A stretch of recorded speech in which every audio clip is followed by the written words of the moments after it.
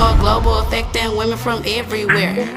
I guess I should start, before I gave birth. And I don't know if this has anything to do with me developing peripartum cardiomyopathy, but I was diagnosed with gestational diabetes along with gestational hypertension during the pregnancy.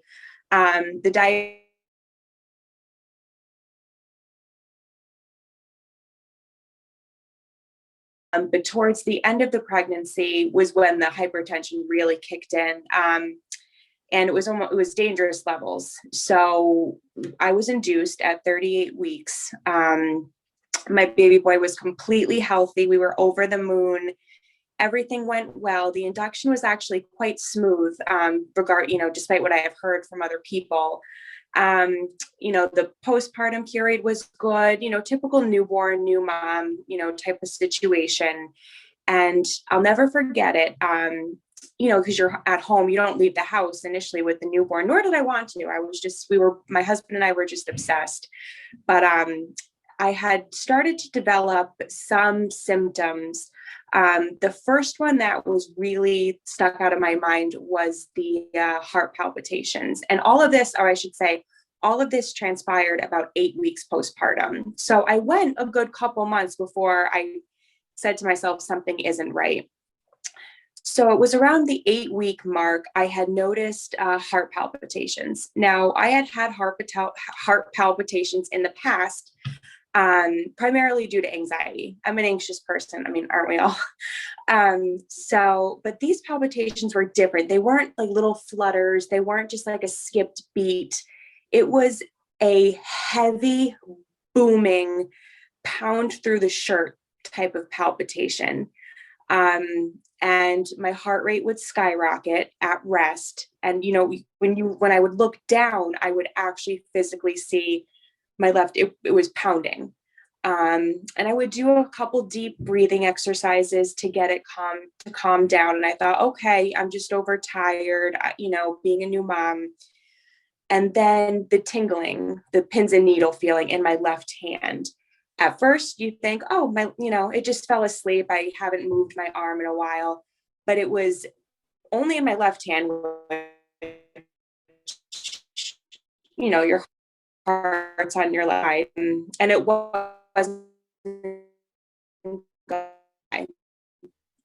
was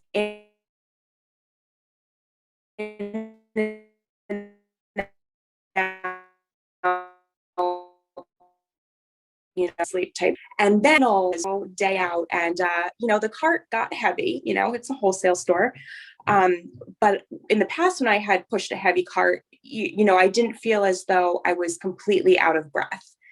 I had to actually stop in the store to catch my breath. I felt kind of sweaty, like I had just done an intense workout, not just a leisurely gross pounding palpitations, along with the out of breath at the store, which has never happened. That led me to believe something was up. And I actually Googled postpartum heart palpitations. And the first thing that Google populated was peripartum cardiomyopathy. Now, when I looked in the description, though, it said extremely rare, 1 in 3,000 to 4,000.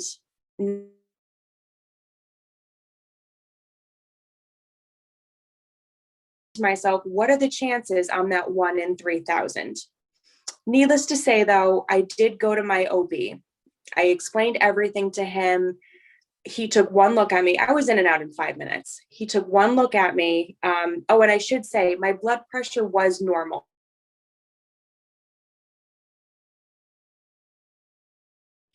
And when I went for the check-in appointment to explain myself, he took my blood pressure. It looked good. He took, did a quick up and down.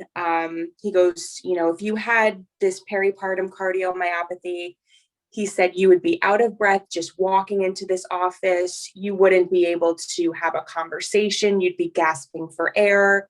You wouldn't be able to lie down in your bed comfortably, which I was able to do. I never felt like I was drowning or suffocating. He goes, you absolutely don't have this. So I said, okay. it didn't sit well with me. I don't know, something in, as I mentioned before, I think I have had heart palpitations in the past, and I had a have a cardiologist, and she did a full workup like 3 years ago when my panic attacks were at, their highest peak, just to sort out anything. And my heart was completely normal. So I went back to her, I had good treatment. So my appointment, ironically enough, I didn't meet with a cardiologist. I met with a physician's assistant, which is what a lot of offices do nowadays. If it's not super pressing, you won't see the doctor, you see the PA, which was fine.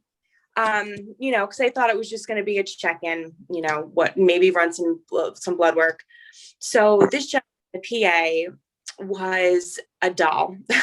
He was so nice, and he really had so much sympathy for what I was feeling, and come to find out his wife was actually pregnant at the time. So I think he had a soft spot for whole pregnancy, postpartum. He was a complete gentleman.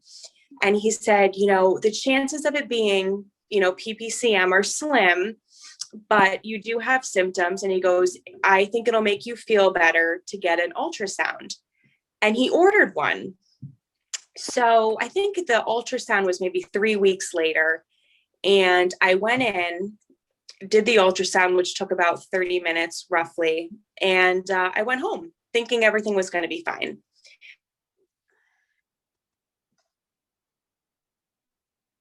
About 2 hours later. And whenever you hear from them very soon, something is usually up. And when I answered the phone, her voice wasn't the norm.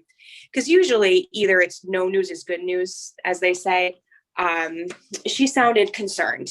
So I was like, what did it show?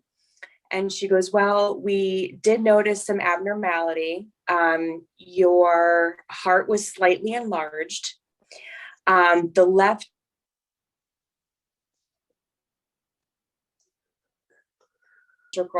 I think it's diastolic function.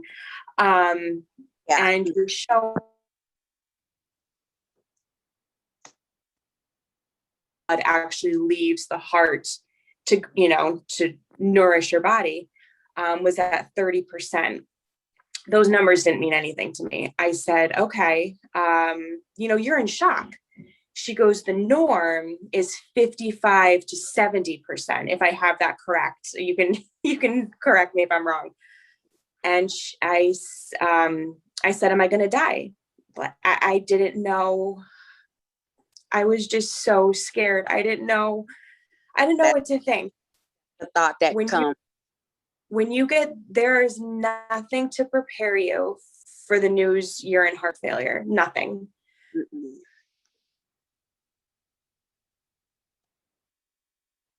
You think your heart is just going to stop, which I'll get into that in a second. So I lost it. I broke down. I called my husband to come home from work.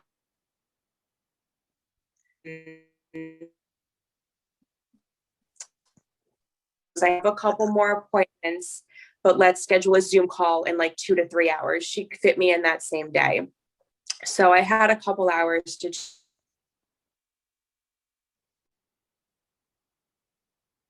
In the back of my mind, though, I knew something was up. Like I just knew. So we got on a Zoom call.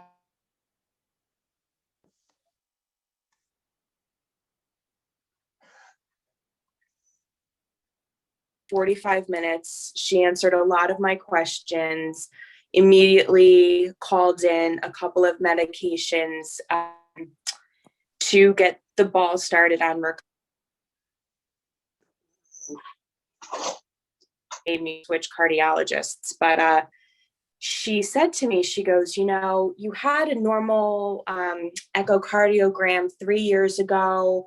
Your EKG was, my EKG was normal, actually. I never had any abnormal rhythms. Right. Yeah. And she goes, I would have never ordered an echocardiogram. And I said, what? And she goes, yeah, it was kind of by the grace of God that I got a PA, because I think he had just graduated too. He was very, yeah, he was so caring. And when she said,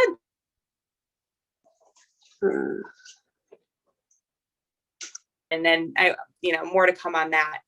But my first course of treatment was, she immediately ordered a life vest, which I actually still have it on. I don't know if you can. Oh, yes. Oh, my goodness. Well, hopefully you get to send that soon. What was that? Hopefully you get to send that back soon.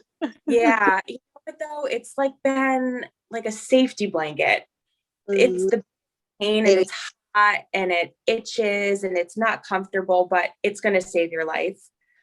Exactly. You know?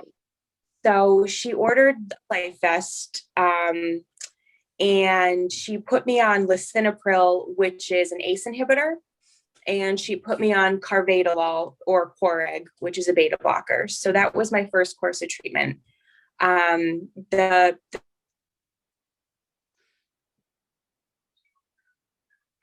Use it, and that was back in January. So I've been wearing it for over 3 months now, and I almost like forget I even have it. And so we started with those 2 treatments. And during that time, I actually ended up switching to a different cardiologist in Connecticut, who was really geared towards women, cardiac care in pregnancy, early, before pregnancy, during pregnancy, post-pregnancy. So she was the best fit for me. And we actually kicked things up a notch with my treatment. We switched from the lisinopril, and I'm now on Entresto, the highest dose. Yeah, it's like, to go through the insurance, I'm sure wasn't fun for her, but I'm on the highest dose, and I'm also still on the Coreg. We upped the dose of that as well. And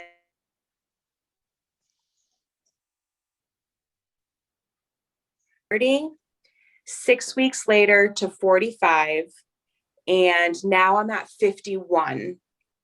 So yeah, I have an MRI. I know. When I heard that, I was just like, I'm so close to normal range, I mean, I think anybody who has had it, and any increase I would have been happy with, but because I honestly thought the worst. I'm like, okay, if it doesn't improve, they'll do probably one of the implantable cardio defibrillators. I think next step is I see. And it does the same thing, right? It'll shock you back into normal security. That's still that level of security if you need it. Yeah.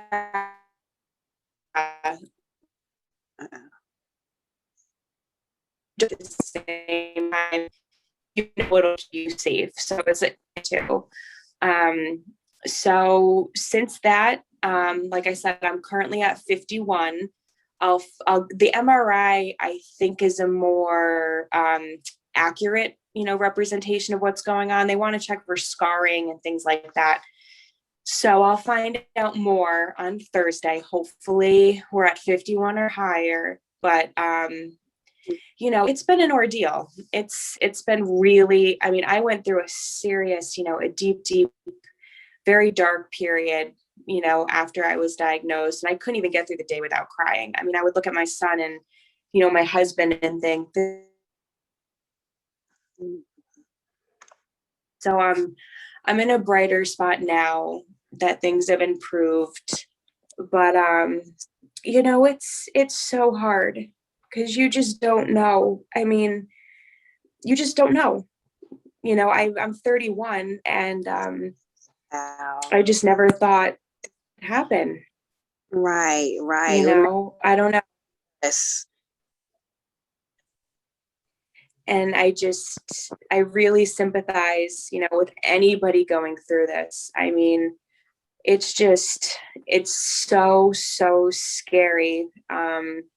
But at the same time, we're so lucky that we got diagnosed, that there are treatments, that more than likely you're going to be okay. It's going to be a journey. It's, you may have one echo that was a good number, and then I've read about women that go through decreases and then they're up again. So, I don't know. Could go either way, but that's why we're here, to be able to advocate and be able to help those, but to educate basically everyone who doesn't know about the condition, and even the women that do get newly diagnosed, because I mean, having this condition is awful, going through it alone. Like, I felt alone for like that first year after having it, and thinking, oh, it was just me and my sister, like we was just this odd humans going through this, whatever this issue is.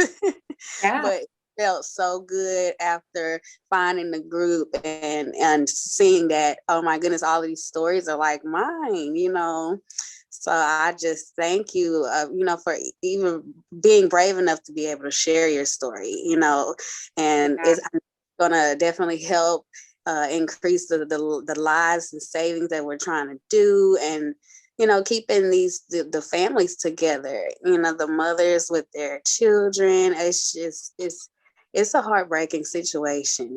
We done lost a lot of heart sisters. Just with me being in the group alone since 2018, like we done lost over 5, I know. And, it's just devastating because it's preventable. Yeah. And it shouldn't be anybody. I mean,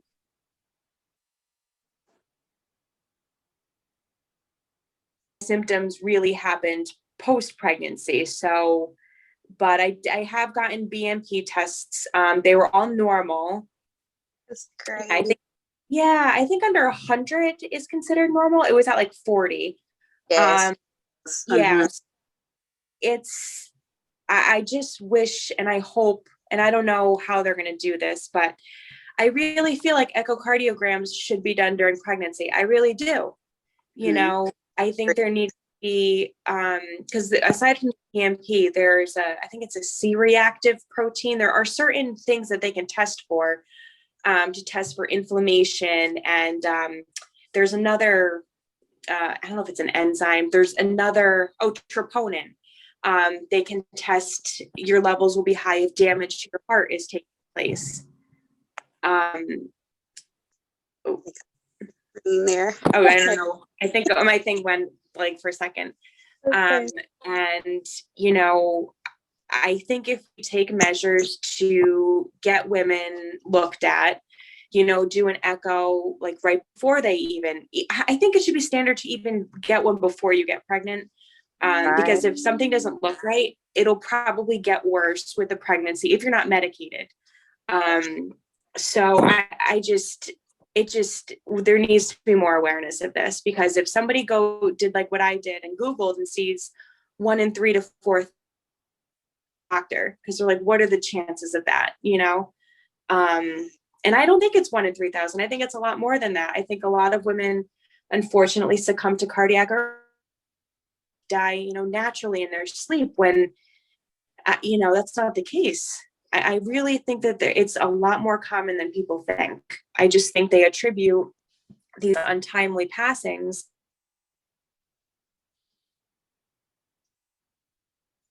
I don't think it's as rare as they say. I really don't. I don't believe that it's rare either. I knew once it got to me, it wasn't rare. Because I'm like, I don't develop anything. I don't get anything. Like, me and my sister both was perfectly healthy. We were fine. Never had heart problems. Never had a reason to check our heart for anything. And then all of a sudden she dies, and then I get hit with the same illness. Like, it was something trying to, bring us attention. We were trying to be aware, or, it was something going on in the midst that had to be done. And like with me, I like to do things in creative formats, to try to be able to widen the the spread of awareness even more, you know, getting it out of just the articles. And, you know, some people pay attention to the articles, some people don't, but you got to be able to venture out and know how to break off into those different, you know, audiences as well. And that's one thing that I'm really big on with Let's Talk PPCM is trying to get us global. And like with that echocardiogram, we want to be able to like help women with funding with that as part of the screening program that we have. But, you know, and it's so important, like with the BNP and echocardiogram, but we also know like insurance plays a big part, and a lot of the heart sisters, you know, may not have it, or they probably lose it because they get put off work. So it's like, well, how are we able to keep our health in check, you know, if we can't afford certain options, you know, and it's unfair. It puts us in an unfair category. We can't get approved for disability. People think we walking around with checks all day, and we're not, you know, it's, so it's an awful situation to get thrown in and be put alone or be put in that category is rare. Like, oh, okay, we don't have to do anything about them because they're rare. Like, no, we're humans. Like, you know, but if no one else stand up for us, we have to do it for, you know, for one another. And that's what we're doing, the Heart Sister movement. It has to. It really, and it's the medications too. I mean, I'm lucky I have good insurance through work, but you know, the Entresto is close to $1,000 a month. $1,000 to stay alive. $1,000. I pay $20. So it's stuff like that. You know, I don't know what an echo would cost out of pocket. Probably a couple grand, a couple thousand. A lot of people don't have that. Right. You know, so how or are to we get them alive, right? Yeah. I mean, blood work. I mean, I don't pay for it because it's, you know, with my insurance, but Yeah. streamline prenatal care, because I think a lot of these issues I mean, there's even pregnancy safe medication you can take, you know, Entresto is, has been a miracle for me, and you can't take it when you're pregnant, but there are plenty of options to take, you know. So you can even, if they find something odd, you can start treatment, you know, and they'll probably monitor you extra closely during delivery, or maybe do a different delivery method. I don't know. But it's just, I just want to see rare, you know, just everything with Google, I have a problem with, because they just, you know, and somebody who maybe wasn't as, you know, headstrong as I am in getting an answer, they might say, okay, that's not me. Right. And you don't know.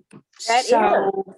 Hey, we say that. That's true. I'm glad you said that, because that is what we say. I remember being in that situation myself when I felt my flutter, and I was like, no, it ain't nothing bad. Nothing bad happens to me. Like, no, it ain't that. Like, you know, but it was something serious going on. yeah. So, you know, and I didn't want to tell anybody what was going on, because I didn't want anyone to worry like prematurely. But finally, I finally put a status up when one of my stories was featured in a blog, and I just had to tell people, I'm like, because a lot of girls that I graduated with were getting pregnant, and I'm not trying to scare anybody. That's never my goal. But, you know, just keep it in the back of your mind. You know, if something feels off, get it looked at. Right. Even bring it up, you know, when you give your doctor something that you researched, you know, now they have something to kind of go on. And not to say doctors don't take you seriously, but if you come in and, you know, you're confident, you know, this really matches up with XYZ symptom, you know, that's how you get somewhere. You got to advocate for yourself. Exactly. That is so true. I've actually done that before with my own PCP. Uh-oh, did I cut out? Okay, yeah, I actually did that before with my own PCP. Yeah.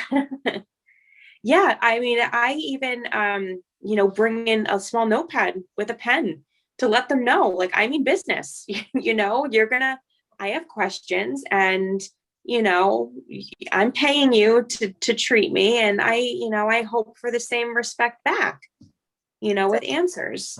So, Yeah, that's really my goal. You know, I just want people to know about it and to not dismiss their symptoms, because that's when, you know, horrible things. Exactly. That is so, so true. Thank you so much, Miss Jamie, for sharing Oh, you're welcome. so much information, so important and so needed. Thank you so much. You're very welcome. I'm gonna get ready to close our live. Hold on. Okay.